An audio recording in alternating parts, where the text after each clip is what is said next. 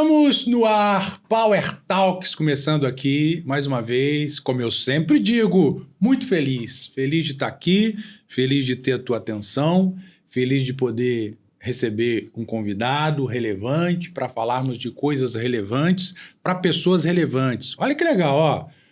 Receber um convidado relevante, falar de coisas relevantes para pessoas relevantes. Isso é o nosso grande desafio do Power Talks. E hoje estou aqui mais feliz do que sempre de estar recebendo ele, Dr. Hugo Ramos de Oliveira. Que honra te receber. Muito obrigado pela nobreza de aceitar o nosso convite de estar aqui conversando com a gente no Power Talks. O prazer é nosso, né? A honra toda é nossa e Deus nos surpreende a cada dia. Sim, sim. Com pessoas, com situações, com coisas. E hoje eu estou recebendo um presente de Deus, estar aqui com uma pessoa tão especial. Eu costumo, quando eu me refiro ao Gleiser, ao Dr. Gleiser, ao pastor Gleiser, como uma pessoa acima da média, tá? E a honra é toda minha de estar aqui, tá bom? Poxa, que desafio a gente começar desse jeito, né? Dr. Hugo, ele tem uma relevância muito grande na minha vida. Ele é um advogado, ele é um pastor, ele é líder de uma associação muito importante, muito relevante, que tem ajudado muitas pessoas. Estou falando da Associação Guerreiros de Cristo, um escritor. Eu tive o privilégio de ler o seu livro Acreditar Sempre. E a gente vai falar um pouquinho sobre ele também. Mas eu queria começar falando um pouquinho da tua vida. É difícil a gente falar de nós mesmos, né? Sim. Mas para quem não te conhece, quem é o Dr. Hugo Ramos de Oliveira? Eu vou te dizer que falar da minha vida, eu mesmo falando da minha vida, muitas das vezes eu me pego chorando. Quando eu vejo determinadas passagens, principalmente quando você tem um livro que é uma autobiografia narrando questões ali que te envolveram de uma forma bem profunda, e às vezes eu me pego em lágrimas, né? Eu sou uma pessoa simples, vindo de uma origem muito pobre, lá de Minas Gerais. Tu é mineiro, né? De que cidade mesmo? Não, na verdade... Você é carioca, mas... Não, eu não sou mineiro, eu sou capixaba. Capixaba, de Espírito Santo. Eu nasci no Espírito Santo. Eu sou literalmente do Espírito Santo. Que legal. e fui ser criado em Governador Valadares. Quando eu fui para lá, eu tinha mais ou menos uns 7 anos. Ah, sim. Então, sim. toda a minha carga de criação, minha instrução foi de Minas. Ficou lá até quando? Eu fiquei lá até os 17 anos. Até os 17. É por isso que eu digo, eu amo aquele lugar. Minas é um lugar muito agradável. Eu vou geralmente a Minas Gerais 2 vezes por ano. Esse ano eu estou em falta, né? Porque eu, ao invés de ir para lá, estive em Portugal, passei 1 mês lá, fazendo pós-graduação em Direitos Humanos. E exatamente no período que eu ia para Valadares. Aí eu fui para a Europa, fiquei lá, tive um pequeno espaço de tempo em Madrid e aprendi muito, vi muita coisa nova, né? Não é a primeira vez que eu saio do país. Eu também, em 2023, eu tive na região da Turquia, ali em Istambul, conheci Éfeso. Ah, que legal. Éfeso é uma viagem maravilhosa, entendeu? Fui também na Capadócia, andei de balão, uma loucura. Depois você começa a refletir, assim, rapaz, eu fiz essa loucura? Fiz. Subi acima das nuvens num balão. E o interessante, dentro desse contexto, que eu tive o privilégio de ver o sol nascendo ali, nas alturas, né? Então, assim, num balão. Então, eu me sinto muito privilegiado porque, como eu falei anteriormente, eu tenho uma origem paupérrima. Né? E com essa frase, que é a frase do meu livro, acreditar sempre desde novo, né? Eu tinha aquela coisa assim de eu vou e vou conseguir, né? E é muito importante ter essa frase em mente. Eu vou conseguir. Você projeta e coloca a frase, eu vou conseguir. É uma frase que hoje faz todo sentido. Faz todo sentido. Doutor Hugo realmente, ele tem uma origem muito humilde, passou situações muito difíceis, eu sei, por conviver um pouco com ele, mas também por ter lido o livro Acreditar Sempre. Mas ao longo de toda a sua existência, a intenção do Power Talks é exatamente isso, é trazer pessoas relevantes para falar um pouquinho, não apenas da nossa vida atual, mas dos desafios Sim. que nos trouxeram até chegarmos aqui. Como eu disse, hoje ele é um pastor, né, se converteu, tem uma vida cristã digna junto com o Senhor, mas nem sempre foi assim. Talvez as grandes dificuldades aconteceram exatamente nos momentos onde você ainda não tinha a presença de Deus na sua vida, né? Nesse sentido, eu gosto de dizer que a vida espiritual ela contém níveis. Então, quanto mais você se aprofunda, mais os milagres de Deus vêm para a tua vida. E quanto mais você se distancia, menos há existência de milagres. Eu vim de uma família, fui criado pela minha avó, né, lá em Governador Valadares, e ela era muito cristã. Eu me lembro até de um episódio que eu não estava assim muito firmado e tal, e ela afirmava que eu tinha que ir de manhã no domingo para a escola dominical.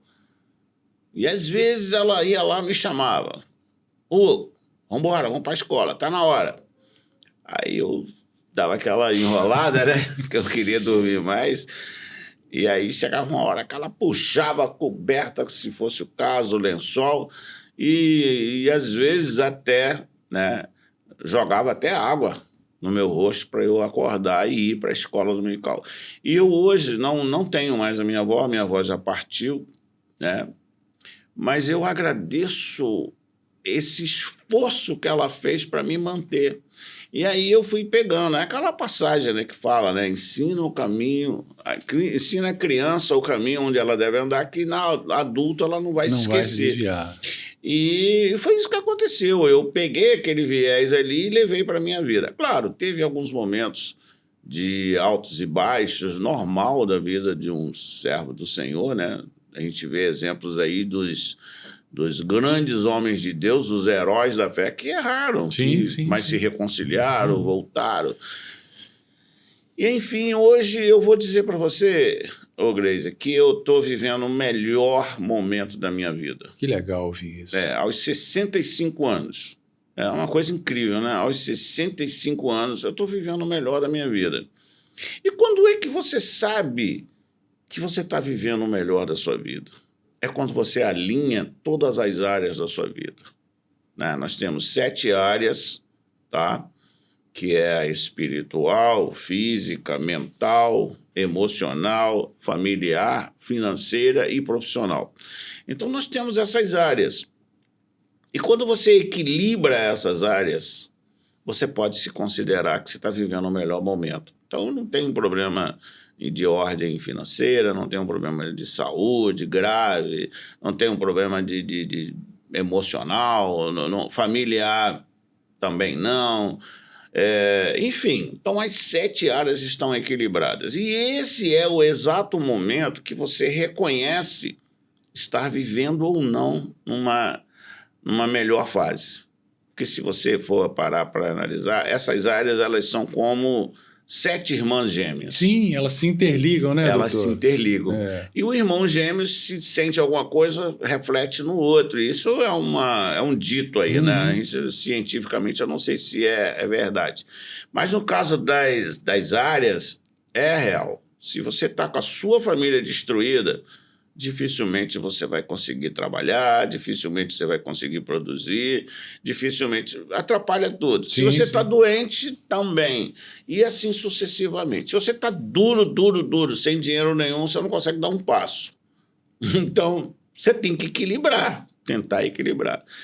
A minha proximidade com o Dr. Hugo foi principalmente por essa questão profissional, né? Eu ainda estava lutando, né, para algumas situações na minha vida e fui apresentado por ele para um amigo querido, Rico. O Rico. Rico, Rico é uma bênção. E doutor Hugo é um advogado bem-sucedido, com escritório em Duque de Caxias. E lendo o teu livro, deu para perceber que hoje o senhor é advogado por um grande desafio que veio na sua vida, né? Sim. Conta pra gente, o que aconteceu? O que aconteceu, na realidade, tem tudo a ver com a vida espiritual, né? Eu tinha uma borracharia, eu era borracheiro, eu não tenho vergonha de falar isso. Eu acho que a minha origem, ela não pode ser motivo de me sentir constrangido. Pelo contrário, né? Pelo contrário. Eu acho que tem, talvez, muitas pessoas com outras profissões ditas como subprofissões estejam me ouvindo agora e imaginando, poxa, podia acontecer isso comigo. Né? Eu podia dar uma virada, podia...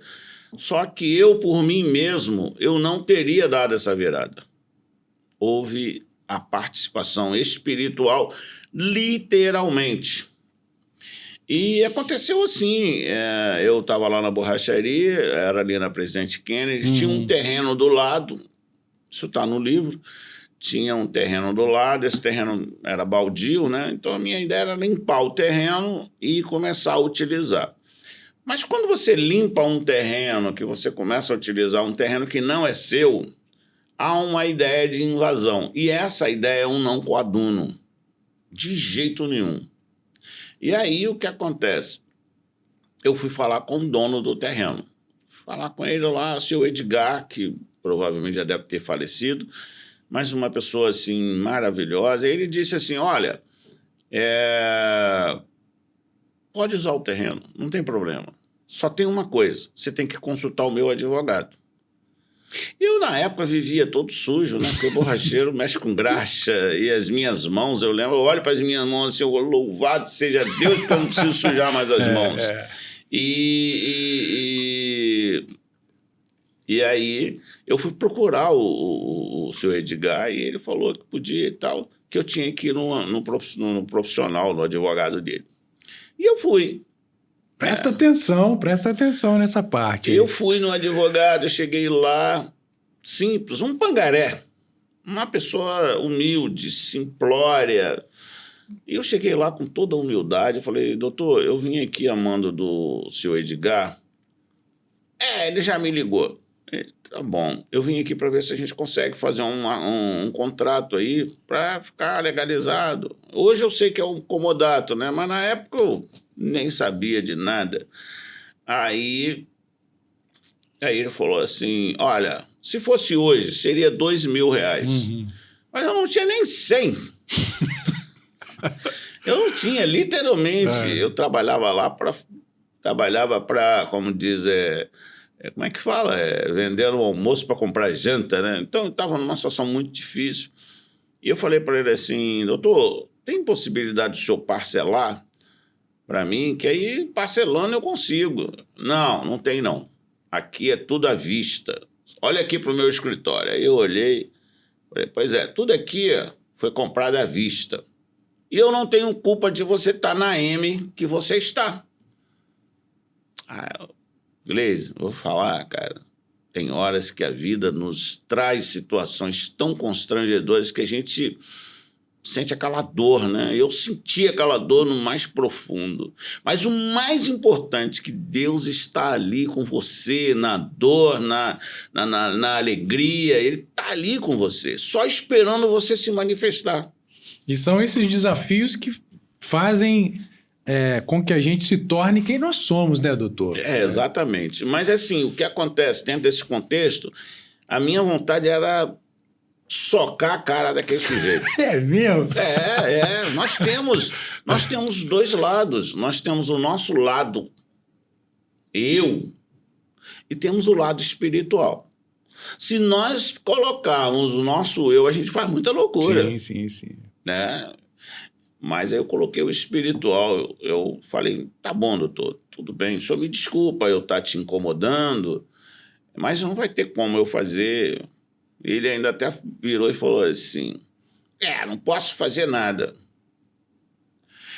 Eu saí daquele prédio ali no centro de Caxias, desci, cheguei na Presidente Vargas, também em Caxias, e assim, num ato de loucura, numa mistura de ira com fé, uma loucura, e eu levantei as mãos para o céu e falei assim: Senhor, o Senhor é o Deus que pode todas as coisas.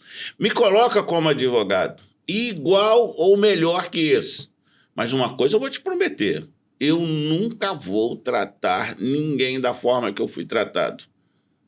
E vou procurar ajudar os mais carentes. E, milagrosamente, quando eu saí dali, eu cheguei na borracharia. Imagina quando você chega num lugar que é seu, mas não é mais seu. Porque Deus foi lá e já te tirou. Não te pertence mais, você não é mais dali, não é aquele ambiente mais, Deus não te quer ali. E aí eu botei, vou resumir, né? Eu botei no outro dia uma placa de vendo, no livro está bem detalhado, botei uma placa de vendo. Quando eu terminei de botar a placa,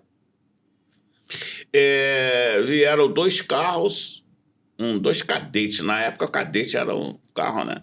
Resumindo, eu acabei vendendo para o cara do cadete branco. Não entrou dinheiro. Ô, Gleise, às vezes é necessário você arrancar o mal pela raiz. Aí alguém já chegou e disse: por que você não alugou? Por que você não fez isso, já que era próprio? Não, eu quis arrancar pela raiz, para não ter mais vínculo. Às vezes é necessário isso. E é um ato de fé. Eu costumo dizer que são em momentos como esse, né, que nós enxergamos nas adversidades oportunidades. Sim, e é um grande desafio. É um grande desafio. Mas é uma realidade para todo mundo que quer. Mas você sabe aonde eu me baseei? Eu me baseei na oração. Na oração lá.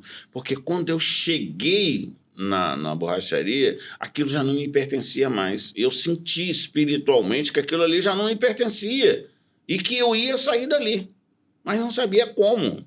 E Deus vai te direcionando. É interessante falar isso, que esse direcionamento divino é muito importante. Mas, se não houver ação prática, nada acontece, né? Tá. E aí, só para fechar esse assunto, eu vendi pro cara, comprei um táxi. Aí comprei um táxi. Naquela época o taxista funcionava. Tirava onda, né, doutor? Funcionava. Hoje está meio caído, né? Mas ainda tem uns táxis por aí. Mas o que acontece? Deus, ele quando te conduz, é muito diferente de você se conduzir. Porque eu poderia ter vendido lá, arrumado um outro trabalho, uma outra função que me ocupasse. Mas Deus, ele pensa lá na frente, ele já está vendo o seu futuro. E aí, quando eu comprei o táxi, eu tive flexibilidade para estudar. Sim. Eu estudava à tarde. E aí, 5 meses depois, eu tinha trocado de carro no táxi e tal. E isso é que é importante. O Espírito Santo de Deus, ele fala conosco, porque eu já ouvi várias vezes. É uma coisa interessante. E aí eu estou passando ali na porta da Unigran Rio. Isso foi demais. E aí uma voz veio e falou comigo: entra e faz o vestibular. Uma coisa de louco. Aí eu falei: poxa, mas como assim? Eu ainda estou gatinhando, vou entrar na faculdade. Entra e vai. E uma coisa interessante, que eu quero até que os ouvintes prestem bastante atenção: o Espírito Santo, ele não dialoga com a pessoa. Ele dá a ordem. Você cumpre ou não. Tipo assim, vai lá e faz o vestibular. Se você tiver fé, você vai. Se você não tiver, você vai ficar onde você está. Mas eu, sempre que ouço, eu já ouvi em outros momentos, eu peguei e fui. Cheguei lá na faculdade, fiz a inscrição, saí de lá com um cronograma. Eu olhei o cronograma, eu estava 10 anos sem estudar nada. Falei: como é que eu vou passar nisso? O nome disso é desafio. O nome disso Aí a voz voltou e falou assim: você não vai fazer prova. você vai escolher 2 letras, né? Eu não me lembro a letra que eu escolhi na época, mas escolhi 2 letras. E você vai alternando questão a questão, mas sempre com essas 2 letras. Eu fui um dos primeiros a terminar a prova. Porque eu marcava A, vamos supor, né? Na outra questão B, A de novo, e assim fui. Peraí. Essa é a estratégia dele. Não tenta usar essa estratégia não, que tu vai se dar bem, não. Essa estratégia aí, eu vou dizer até que não é minha, porque eu recebi isso. Sim. Eu recebi uma coisa louca. Brincadeiras à parte, tem coisa que realmente nós, como cristãos, temos o Espírito Santo. Existem alguns desafios completamente alheios ao mundo carnal, ao mundo natural. Eu tenho muitas histórias eu acredito. Aí, moral da história, eu fiz a prova e tal, e o meu cunhado, na época, um camarada gente boa pra caramba, aí virou e falou assim, pô, tu vai fazer direito? Eu vou fazer também. Aí era até bom que nós dois juntos, né? Ele tinha recém concluído o 2º grau na época, né? Eu acho que hoje nem é mais 2º grau. E ele tinha recém concluído. E aí, quem é que ia ganhar? Quem é que ia entrar? A lógica é ele, A lógica humana era ele. Pois ele ficou reprovado. Vai entender. Ele ficou reprovado, chegou, e eu até falei com ele na época, nós fomos nós 2 pegar o resultado. Olha como é que hoje eu entendo que Deus, quando ele faz alguma coisa, ele não deixa dúvidas que é ele. Sim. Então hoje eu sou advogado, eu não posso dizer que foi por eu mesmo, que foi lá, eu que fiz, eu não fiz nada. Eu fui simplesmente conduzido. E aí eu passei, né? E assim, numa coisa contraditória, eu fiz os 5 anos, nunca fiquei reprovado e passei na prova da ordem na primeira tentativa. Porque quando Deus está no negócio, milagres acontecem. E eu tenho colegas aí, pessoas bem mais preparadas na época, que até hoje não conseguiu passar na prova da ordem. Você não sabe do que ele está falando? Para você que quer se tornar um advogado, você estuda 5 anos, você faz pelo menos 60 provas, tem que ler, tem que se esforçar. Mas ao concluir a faculdade, a graduação, você precisa fazer uma prova de acesso, chamava Prova da Ordem dos Advogados do Brasil, de 2 etapas. Primeira... Que é o temor, né? Que exclui muita gente. São 80 questões, você tem que acertar 40. E a segunda é uma prova dissertativa extremamente difícil. E 70% das pessoas que fazem essa prova, infelizmente, não passam. Sim. E às vezes 2, 3, 4, 5, 2 vezes por ano. E realmente é muito difícil. E ele passou de primeira. Eu tive o privilégio de passar de primeira também, mas me esforcei muito. Parei a minha vida para me preparar para isso. E assim que eu cheguei advogado, né? Totalmente conduzido pelo Altíssimo. E o voto que eu fiz com Deus lá na época, eu tenho procurado cumprir. Às vezes a pessoa chega no meu escritório, eu vejo que ela não tem condições, não reúne condições, e eu vou e faço... Né? Às vezes faço uma parcela bem em conta. Uma vez eu ouvi dizer assim, olha, a sua carteira não é a carteira, não é a carteira da LBV, a sua carteira é da OAB. Né? E eu parei para pensar, falei, a pessoa está certa, mas eu tenho um trato com Deus. Que Deus põe, Deus tira, se Ele quiser. E se você não for obediente ao que você tratou com ele, ele te tira. Sim. Te tira através de uma doença, de várias maneiras. E eu tenho, sim, feito isso. E trato todo mundo que chega lá com o maior respeito, com maior consideração. E tem uma coisa que eu quero fechar esse assunto. Há um tempo atrás, muito tempo atrás, alguém pegou uma bola e uma madeira... botou outra lá do outro lado, aí pá, deu uma batida na bola, a bola foi, o outro deu, pá. Até então era uma coisa insignificante. Mas um dia alguém chegou e disse assim, vamos colocar um nome nisso? Vamos chamar de tênis. Então, quando colocaram o nome no esporte, que hoje é um esporte mundial, né, conhecido e tal, deu uma razão de viver, de vida. E um ser humano também é assim. Enquanto você não encontra a sua razão da sua existência, a sua razão da sua vida, você fica meio que perambulando. Aqui, ali, dando pancada ali, para ali, tomando pancada. Agora, quando você descobre a sua razão de viver, Gleice, muda tudo. Sim, sim. E hoje, já há muito tempo atrás, que eu venho mantendo essa postura, eu descobri a minha razão de viver, a minha razão da minha vida, da minha existência, que é transmitir conhecimentos para as pessoas, para que elas tenham uma melhor qualidade de vida. Então, quando eu comecei a colocar a minha razão de existência em prática, né, tudo mudou. Hoje eu sou feliz, sabe por quê? Porque naquele dia que eu não estiver mais aqui, né, eu espero que seja muito tempo ainda, vai ter pessoas lá dizendo, aquele cidadão ali, eu tenho um respeito por ele, porque ele foi um instrumento de Deus para eu deslanchar, para eu ser alguém na vida.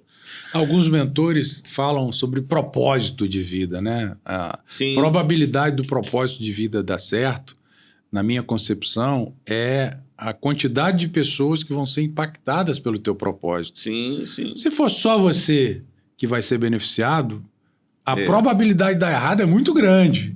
Mas quanto mais pessoas forem beneficiadas, a probabilidade de dar certo é muito grande. A gente vê isso na Bíblia, mas a gente vê isso no dia a dia também. Sim. Hoje são quantos anos dedicados à advocacia, doutor Hugo? Olha, eu comecei em 2020. Eu comecei em 2003. 2003. 2003. Eu peguei 23 anos. 23 anos de ajudando advocacia. Pessoas, né? Ajudando pessoas. Não, na minha concepção, o direito, a advocacia é mais do que uma profissão, é uma missão de vida mesmo. Né? O advogado ele é responsável por equilíbrio, ele faz parte da cadeia do equilíbrio social. Então, o advogado ele não pode sair desse contexto, senão ele perde a função. Então, primeiro, eu sempre digo que os meus honorários são frutos de soluções de problemas. E é tão legal, né? Isso é leve, né? Você quer ver uma coisa prazerosa? É você ver que um cliente está preso, né? Às vezes injustamente, e você vai lá, entra com habeas corpus. Eu tive agora recentemente um cliente que nós tivemos até que levar o caso dele para o STJ e conseguimos a liberdade dele e tal. É muito prazeroso você ver aquela situação acontecendo, você vê uma luta, né? Que hoje nós vivemos num sistema que é até cruel para nós, porque o juiz e o promotor geralmente andam ali juntos, né? Eles sentam na mesma altura. Na mesma altura, né? Do lado a gente se sente embaixo e eles lá. É verdade. Eu sempre critiquei isso, sabia? Eu também nunca concordei. O cara não era para estar ali em cima, se ele não é parte no processo, se ele não é representando a vítima, então ele tinha que sentar lá junto com todo mundo. Mas, enfim... E a gente chega e eles já estão lá, né? Eles já estão lá de trelelê, de papo. É claro que há suas exceções. Eu já vi uma vez o juiz dizer assim, eu ouso discordar do Ministério Público, mas raramente isso acontece. Né? Paralelo a isso, é porque a gente tem muita coisa para conversar. Eu já te convido, né, a estar aqui outras vezes, a gente tem muito que conversar. Mas paralelo ao direito, né, Dr. Hugo ele tem um projeto, que não é projeto, é uma realidade, que eu conheci pessoalmente, chamada Associação Guerreiros de Cristo, que é um projeto que faz aquilo que a própria Bíblia ensina que nós temos que fazer. É um projeto direcionado a pessoas hipossuficientes, pessoas pobres, pessoas com vulnerabilidade social. Sim. E ele auxilia essas pessoas com alimento, né? E não apenas com alimento material, mas também espiritual e físico. Fala um pouquinho sobre a Associação Guerreiros de Cristo. Como começou, como está esse projeto e qual é a relevância da Associação Vitória de Cristo, principalmente para o povo pobre de Duque de Caxias? Bom, a Associação Guerreiros de Cristo, a princípio, era Projeto Guerreiros de Cristo. Depois se tornou Associação Guerreiros de Cristo. É uma função que a gente trouxe para a associação, que é alimentar os mais carentes, né? É um assunto longo e eu vou tentar reduzir. Um dia eu estava em casa, numa tarde, e eu tive uma espécie de uma visão onde eu cuidava de algumas ovelhas, né? E logo em seguida veio essa questão desse projeto de distribuir sopa. Não é só distribuir sopa. A gente tem uma espécie de um carro de som, a gente coloca louvores, a gente também dá café, a gente dá água. E, acima de tudo, nós damos amor. É muito interessante quando tem pessoas que chegam lá e dizem assim, não, eu não quero a sopa. Ah, então toma um café. Não, não quero café. Então toma água. Não, também não quero. Eu só quero um abraço. Rapaz. E acontece muito, né? Acontece muito. Tem muita gente, sabe, fragilizada emocionalmente. Para a sociedade parece que ela é invisível. E quando alguém enxerga, e quando ele nota que foi enxergado, isso para ele é o mais importante. E às vezes é uma tarefa difícil. Uma vez eu estava lá e o rapaz chegou. Provavelmente ele já devia ter uns 2 ou 3 dias que não tomava banho. E ele falou, olha, eu não quero sopa, não quero isso, não quero, só quero um abraço. Você me dá um abraço? Eu te confesso que... Desafio, né? Eu colhei assim, o cara estava até meio suado. Falei, mas... É aquela máxima, né? Quem está na chuva tem que se molhar. E... talvez ele precisava desse ato de amor, né, de carinho. Eu fui lá, abracei o cara e falei que Jesus o amava, que ele não precisava viver aquilo ali, e realmente não precisa. Assim como Deus mudou a minha vida, um cara que veio da pobreza, da dificuldade, qualquer um, as oportunidades. Eu costumo dizer que todo dia amanhece e você está vivo, as oportunidades vêm junto. O desafio é enxergar nas adversidades oportunidade de crescimento. É o que nem todo mundo consegue fazer, né, doutor? E aí tem a ver com a fé, né?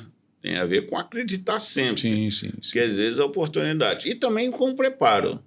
Às vezes a pessoa pode estar precisando muito de determinada coisa, um trabalho, por exemplo, e às vezes uma multinacional, o dono da multinacional vê graça nos olhos daquela pessoa.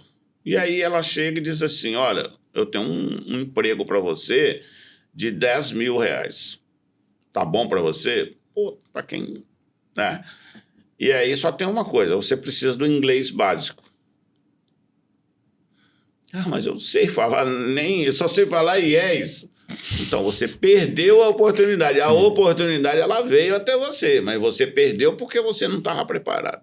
Por isso, Grace, que se eu for parar para pensar nos cursos que eu já fiz curso de drywall, fiz curso de blindex não, vidro temperado. Eu já fiz muitos cursos, tá? Não para trabalhar, não para isso, mas para ajudar nos meus projetos. Eu estou com um projeto aí que vai sair do papel esse ano, que é o projeto da Isopro House. Isopro House. Coisa assim que vem na minha cabeça, né? E a Isopro House é uma empresa que futuramente será uma empresa e ela já vai nascer grande. Por que ela já vai nascer grande? Porque ela vai nascer com a finalidade não de ganhar dinheiro. Claro que o dinheiro vai vir, mas ela vai nascer com a intenção maior de ajudar pessoas. Sim, sim. E ajudar num sonho comum a todos. Todos sonham com a sua casa própria. Então, a Isopor Rosa ela vai trabalhar em cima disso aí, apresentando uma casa com um valor ínfimo, tá? E que vai abrigar as pessoas com dignidade, né? Isso daí, na época que eu fui candidato a deputado e depois fui candidato a vereador. O cara faz tudo, realmente. Ele... então esse O que era você tem a dizer sobre esse... Vamos fazer uma pausa aí. Tá. Por que isso... É o que eu mencionei para ele várias vezes, né? Que realmente a política... Muita gente tem aversão à política, mas eu tenho plena convicção. Talvez não foi o projeto de Deus na sua vida, mas se o senhor consegue entrar, né, naquele ambiente, acho que muitas pessoas seriam beneficiadas, mas muitas mesmo. E eu acredito que esse foi o teu pensamento inicial, né? O que aconteceu? Conta pra gente. O que aconteceu é o seguinte, eu comecei a raciocinar da seguinte maneira: se eu pego os recursos de um cargo público desse e reverto isso para benefício social, né, com projetos eficientes. Um dos projetos que eu tinha na época era de mapear a comunidade do Lixão. Ali nós temos, Gleison, mais ou menos, eu não sei atualmente, porque já tem um tempo, mas na época eu fiz uma pesquisa, tinha 40 igrejas ali. Então, qual era a minha ideia? Um dos meus projetos basilares era criar, dentro dessas igrejas, reunir esses pastores, dar, obviamente, uma ajuda de custo para eles e, dentro da comunidade, promover o ensino. Mas não o ensino secular, porque isso já tem os CIEPs e tal, mas o ensino profissional, né? Hoje, por exemplo, minha esposa, ela gosta muito de artesanato, tá? Então, inclusive, nós estamos implementando lá na minha sala a aula de artesanato. Então, ela faz uma toalha, não sei se você já viu, ela faz tipo uma rosa, aí tem uma lixinha, tem duas folhinhas, aí bota no plástico e tal, coisa que você faz assim em 5 minutos, talvez 10 minutos, né? Mas já tem gente querendo encomenda. Você já pensou se aquelas pessoas de lá aprendessem coisas desse tipo dentro das igrejas? Porque você vê, igreja, que a maioria das igrejas abre domingo, quarta, não sei lá na sua igreja, no máximo quinta, mas à noite. Durante o dia está fechado. É um espaço que poderia ser usado para quê? Para tirar a criança. Por quê? O alvo maior eram as crianças. Por quê? Entenda bem, se você monta uma estrutura dessa e faz a cabeça das crianças para o bem, quando o mal chegar para aliciar, não, isso aqui eu não quero para mim, não. Sim. Eu aprendi a ganhar meu dinheiro honestamente. Eu não preciso ir para trabalhar na empresa, como eles chamam de empresa. Eu não preciso trabalhar na empresa, não, eu ganho meu dinheiro. Ah, mas você vai ganhar não sei quanto. Não, eu prefiro ganhar aqui na honestidade. Então, esse era um dos motivos que eu queria entrar para a política. Ardia no meu peito, quando arde até hoje, esse desejo de melhorar o mundo, sabe? Só que eu me deparei, na primeira vez, eu cheguei até a ficar doente. Porque você vê esforça, um sonho bota sendo energia, destruído, né? E você lembra dessa época. E de repente você vê que o cara chega com uma mala de dinheiro e sai comprando voto. É um ambiente muito pesado, principalmente, não. Eu amo Duque de Caxias, tá? Mas principalmente naquela região, né, doutor? Isso aí eu tô falando não é de coisas assim da minha cabeça, não. Isso é coisas que eu vi como candidato. A gente que tá de fora ouve falar, né? O senhor teve eu tive lá dentro mesmo, então... E hoje, para vereador, eu vim para ajudar o partido, já não estava mais no meu coração isso. E hoje, por incrível que pareça, Gleison, Deus tem trabalhado de uma forma tão tremenda que aquilo que eu ia fazer na política, né, eu estou conseguindo fazer aqui fora. Muito legal. Com os recursos que vêm de cima, não Sim, vêm de baixo. Então, eu vivi essa experiência e hoje eu digo mesmo, não quero ser candidato nem a síndico. Virou a página mesmo? Virei doutor? a página. Hoje, a única política que me interessa... Você quer falar de política comigo? Vamos conversar. Mas a política do reino de Deus. Política terrena eu não quero. Tenho o meu viés político, tenho o meu candidato, tenho o meu segmento, mas não polarizo. Não polarizo, não uso nenhuma oportunidade para falar de política terrena, eu uso para falar de política do reino, que foi o que Jesus fez, né? Sim. É uma pena, por quê? Porque, eu volto a repetir, eu tenho certeza, se o senhor entra, muita gente a ser impactada positivamente. Mas, por outro lado, aqui fora, né, sem o cargo eletivo, o senhor realmente tem feito muita diferença. Tem. Lamento muito que o tempo vai passando, a gente está quase chegando no final. Eu queria falar um pouquinho... voltar uma outra hora, né? Já é um convite que eu estendo, né, e quero confirmar. Queria que o senhor falasse um pouquinho do Acreditar Sempre, né? É um projeto antigo. É um projeto antigo. Me lembro que no início eu sempre falava sobre isso. Sim, e hoje é uma realidade. Você foi um incentivador de eu fazer esse livro. E eu não é assim, eu tenho um hábito de não puxar brasa para lado nenhum, né? E também não quero que puxe assim exacerbadamente. Tem gente que não. Eu sou apenas instrumento. Eu amo os livros, né? Porque eu entendo que o livro nos propicia conhecer a relevância da vida das pessoas, principalmente em relação aos erros. Porque quando você conhece os erros de alguém, você pode usar para si mesmo para não errar como essa pessoa errou. Sim. Então, no Acreditar Sempre, está uma história de vida de 30, 40, 50 anos, né? Sim. Falando dos acertos, mas também dos erros. Para quê? Eu quero aprender com os erros para não cometê-los. Basicamente é isso, né, doutor? Tem uma passagem que fala, né, que o sábio aprende com o erro dos outros. Já o insensato aprende com seus próprios erros.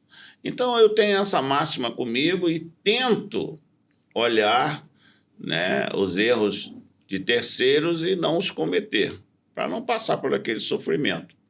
Entendeu? Então, mas o Acreditar Sempre é uma realidade. Eu quero te dizer que eu já estou escrevendo, já dei o pontapé inicial em mais 4 livros. Ótimo. Isso aí. E hoje nós temos a tecnologia a nosso favor, que nos ajuda muito. E eu tenho um livro, queria falar também desse livro muito rapidamente, é o livro O Poder do Propósito. Tá? Todas as vezes que você faz um propósito com Deus, seja de jejum e oração, seja um propósito financeiro, por exemplo, se você tem algum tipo de necessidade na área financeira, o normal é você ir arrumar mais um trabalho, é você se matar de tanto trabalhar. Mas o espiritual não. O espiritual diz assim, Senhor, eu vou fazer um propósito com o Senhor. Eu não tenho essa condição, mas eu vou criar essa condição para fazer esse propósito. E quando o Senhor puder e quiser, o Senhor me abençoa. Quando a gente baseia os nossos propósitos na lei da semeadura, é uma realidade. Tem gente que chama lei do retorno, enfim, cada segmento chama do seu jeito. Mas a Bíblia chama de lei da semeadura e é por essa linha que eu vou. Então, se você pega e semeia no reino de Deus um valor ou alguma coisa com sinceridade, não tem como você não receber aquilo muitas e muitas vezes. E eu coloco esse exemplo como o da manga. Você já viu um pé de manga carregado? Coisa mais linda, né? Não tem como a gente não ver Deus naquilo ali, nas outras frutas também. Mas tudo originou de um caroço, uma semente. E olha o que aconteceu. Isso acontece quando você semeia no reino de Deus. Você recebe multiplicadamente as recompensas. Ah, mas você faz por conta disso? Não, eu faço por conta da palavra. Se a palavra me diz que eu vou receber muitas vezes mais, Então eu vou investir. O senhor está falando não apenas da questão financeira, mas do tempo, da energia, do trabalho. Isso. Esse livro, sim. O Poder do Propósito, vai Fala muito sobre por isso. essa linha. Agora, para finalizar, a gente vai falar do Acreditar Sempre. O Acreditar Sempre foi o meu primeiro livro, né? Eu acredito que não será o último. Ele tem a finalidade de trazer a minha história, né? A minha história, desde jovem, lá em Governador Valadares, os sonhos, enfim. E tudo é pautado nessa frase, acreditar sempre. Então, aqui tem um episódio muito interessante que você não deve pagar o mal com o mal. Tá? Você já leu, você sabe, mas os ouvintes não. Eu estava na Brigada Paraquedista, a gente não falou sobre isso, mas eu sou paraquedista do Exército. Ainda tem muitos amigos lá ainda, né? Muito. Eu já desfilei várias vezes. Todo ano tem um desfile na Presidente Vargas, lá no centro do Rio. Aí eu boto minha boina vermelha e tal. E fui policial também, tá? Tá no livro também, fui policial militar. Não gostou muito da experiência, né? Não gostei, não gostei e pedi para sair. Eu sei. São atos de loucura, né?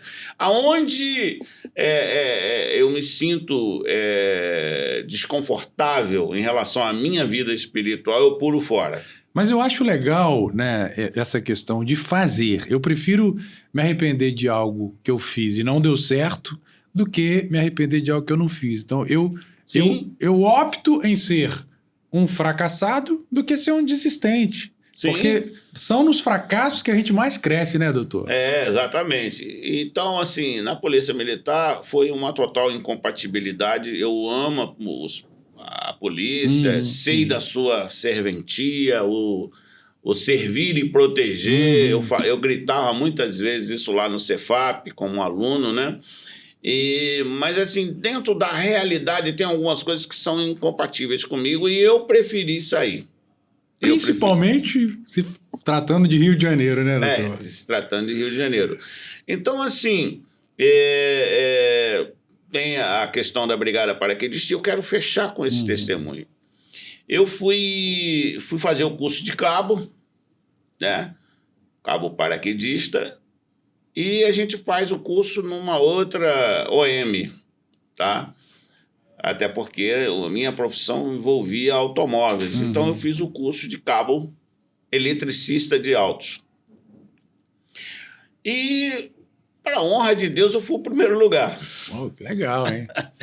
Eu fui o primeiro lugar. Tinha, acho que uns 10 concorrentes. Mas eu fui o primeiro lugar. Tirei a nota máxima lá. E é mais um desafio porque, em tese, PQD tem que ser altão, né? O senhor não é tão alto, eu né? não vou nem falar disso daí. É verdade. Eu tenho uma diferença de 2 centímetros. É mesmo? Porque o mínimo é 1,65, eu tenho 1,67. Entendi. Os desafios me acompanharam. Eu acredito nisso. Por isso que o senhor está aqui, doutor. E eu sou movido por desafio. Eu não gosto de rotina, eu gosto de estar sempre criando alguma coisa. Viu que legal? O Power Talks é isso mesmo, é crescer um com o outro. E eu queria fechar esse nosso encontro com esse testemunho. E aí, lá na manutenção, que era uma outra OM, eu fui agraciado lá com o capitão, chegou e falou assim, você não vai para o seu batalhão de origem, não. Você vai ficar por aqui. Você vai fazer o quê? O militar é sim, sim, não, não. Não tem que questionar, né? Não tem que questionar. E aí sim, senhor. É óbvio que se eu permaneço na manutenção, para mim era mais tranquilo, que o outro era infantaria. Que é mais pesado, mais pesado. Mas, enfim, o capitão lá da minha OM, ele foi por esse caminho. Mas eu não fui, eu fui pelo caminho de obedecer. Aí fiquei 15 dias lá. Aí veio a ordem do meu capitão para eu voltar para a OM de origem. E eu cheguei numa quarta-feira, meio expediente. Falei, bom, eu vou chegar, vou entrar em forma, e dali mesmo eu já vou embora. Mas não é assim, não funcionou assim. E aí eu entrei em forma e tal. O capitão virou e falou assim, soldado fulano de tal, vem aqui na frente. Aí eu fui, posição de sentido, né? Pro capitão. E aí eu pensei assim, bom, provavelmente vai me elogiar, né? Pelo conquista do primeiro lugar e tal. Aí ele começou. Olha, esse soldado aqui é um exemplo que não se deve seguir. Meu Deus! É mesmo? É, no um meio de todo exemplo, mundo. é da frente de 100 homens. 100 homens. Aí eu... Hã? Pois é, isso aí é um espertalhão. Aí me esculachou. E aí, quando ele terminou, ele falou assim, ó, você vai ficar detido até chover. Falei, meu Deus, não tem nem sinal de chuva, não tem perspectiva nenhuma. Eu, sim, senhor, capitão. Mas, quando você tem um Deus ao seu favor, ainda que você seja injustiçado, mas você sabe que ele vai cuidar de você e ele vai mudar o quadro. É difícil isso, porque na hora daquele momento ali, a sua ira é tão grande que a vontade é aloprar, como diz no exército. E aí eu fiquei uma semana detido. E ele fazia voo livre, então ele botava a asa delta dele em cima do chevetezinho dele e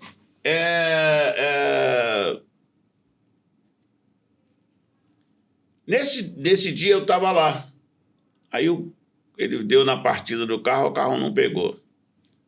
E aí eu fui andando na direção dele. Rapaz, o cara chegava a bufar de tanta raiva, porque na cabeça dele, ele achava que eu ia pedir para sair. Aquele momento que o carro não pegava. Aí eu cheguei para ele e falei, capitão, permissão para falar com o senhor? Ele, permissão dada. Se o senhor me autorizar, eu posso consertar o carro do senhor. Aí ele, você mexe com isso? Eu falei, sim, senhor. Aí ele me deu a chave. Meia hora depois, eu mandei comprar a peça e tal, entreguei. Capitão, o carro do senhor está pronto. Permissão para me retirar. Aí dei aquela meia volta e saí. Ele achou ali que eu ia falar com ele. E aí o que aconteceu? Na segunda-feira, que isso foi no final de semana, no sábado, na segunda-feira ele chegou para o sargenteante e disse assim, ó, dá uma semana de folga para ele. E esse mesmo capitão foi um dos meus maiores protetores dentro do Exército. Eu fui um dos primeiros a ser promovido a cabo. Então, às vezes, quando você não paga o mal com o mal, aí Deus entra e faz o quadro se transformar. Meu Deus!